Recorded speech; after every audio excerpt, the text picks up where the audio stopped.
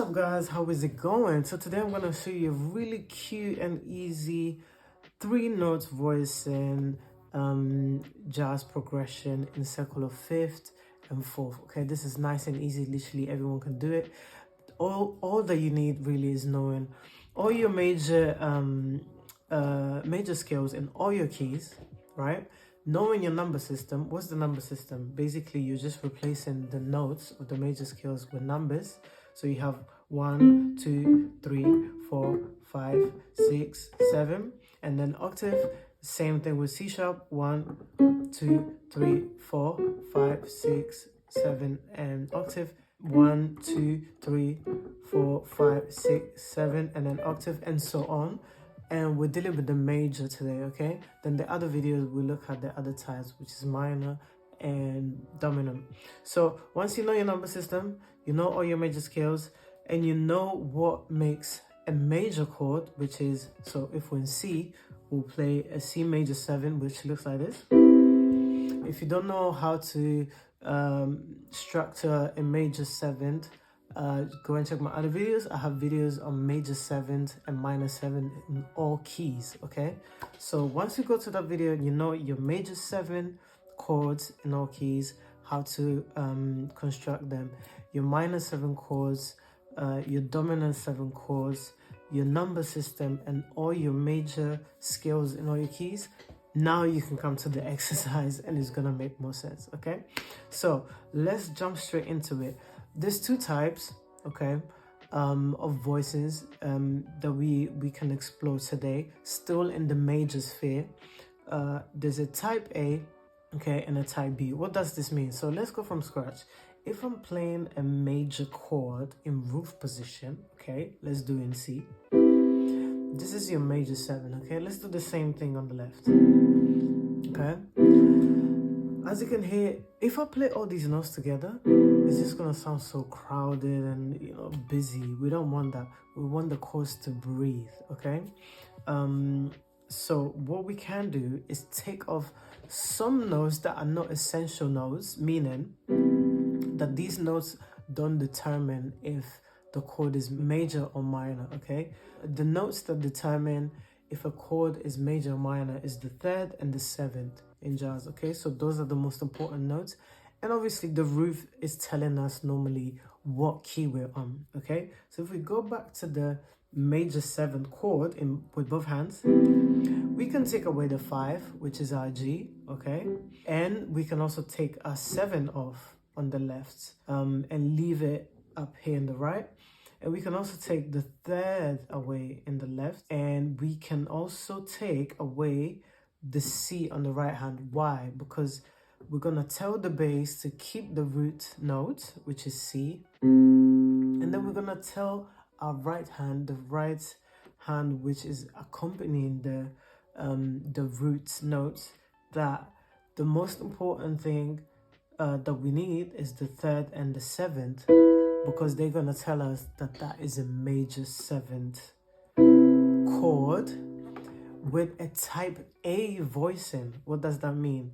That the 3rd note, which is the major 3rd note, which is E, okay, so we'll call it 3, 1, 2, 3, and the major 7th note, which is B, we'll call it 7, 1, 2, 3, 4, 5, 6, 7,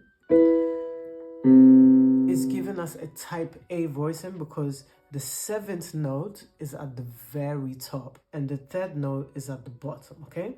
So this is your type A. So if you want to play in, I don't know, in G, this is how it's going to look like. You have your root note on the bass, and then your major 3rd note and major 7th note at the top. You can play even lower, to be fair.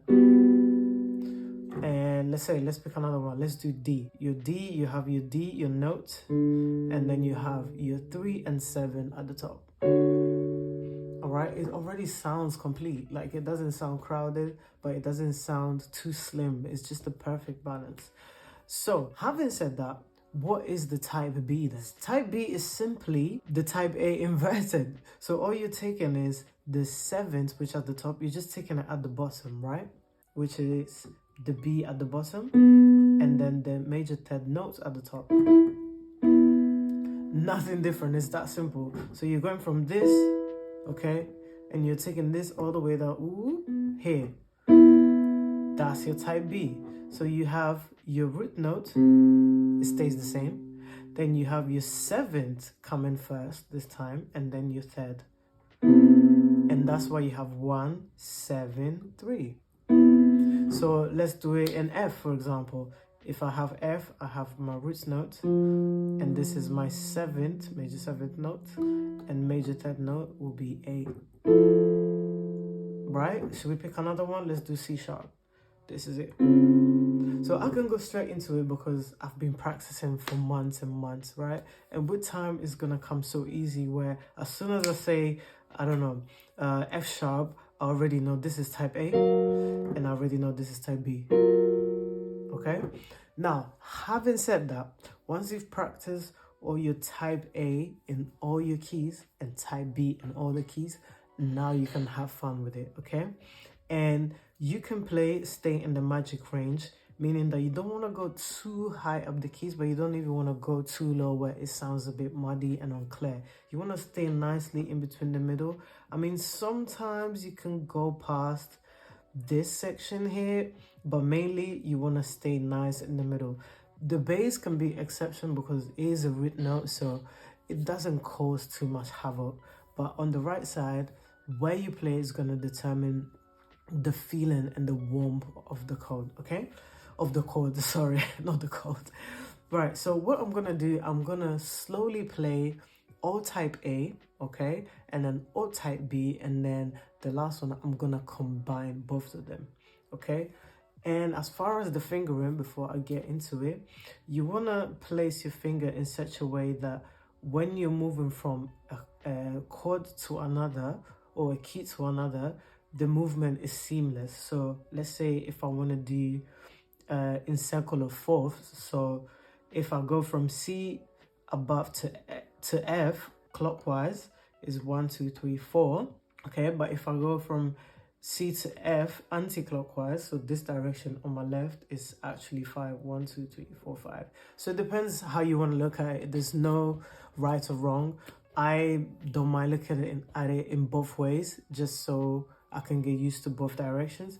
But in a nutshell, if I'm playing C and I know I'm going to the F, it makes more sense for me to keep the thumb on the 3rd, the middle on the 7th, so that when I'm moving to the F now, okay, I'm just placing the index on the 3 and the how do you say, the pinky on the 7. See how the movement is seamless? Okay, so now I know my next one is going to be B flat. And again, I can go upwards this way, or I can go downwards. So I can do it this way, and then F, and I can go downwards with the B flat, or I can do C, F. See how the sound changes, okay? But most importantly, I'm not moving too much because I'm using, let's say, a wise fingering. It gets even nicer when I'm mixing type A and B, because if I go from C, okay, and now I want to go to F, I can just place my index on the 3rd because the 7 is already there, because it was the 3rd of the C anyways. And now that I'm moving to F, this becomes the 7th, okay, with my thumb, and this now is my 3rd, but is a type B. Why? Because the 7 is at the bottom, is the very first note before the major 3rd note, which is A.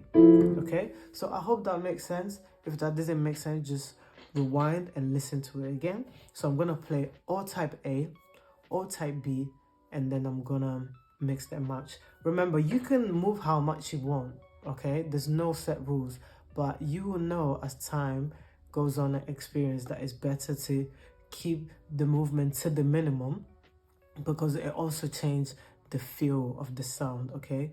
And the, how do you say, how comfortable you get with your hands, okay? Without doing extreme jumps. Right, so let's get into it.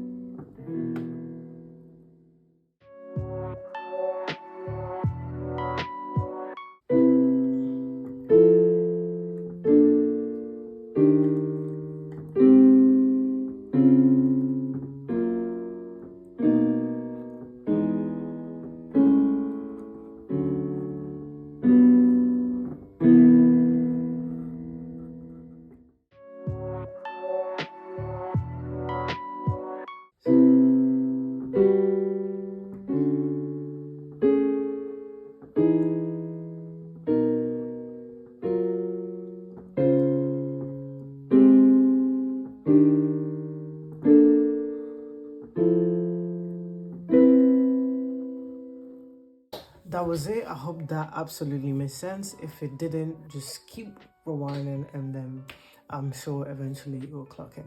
All right, see you in the next video.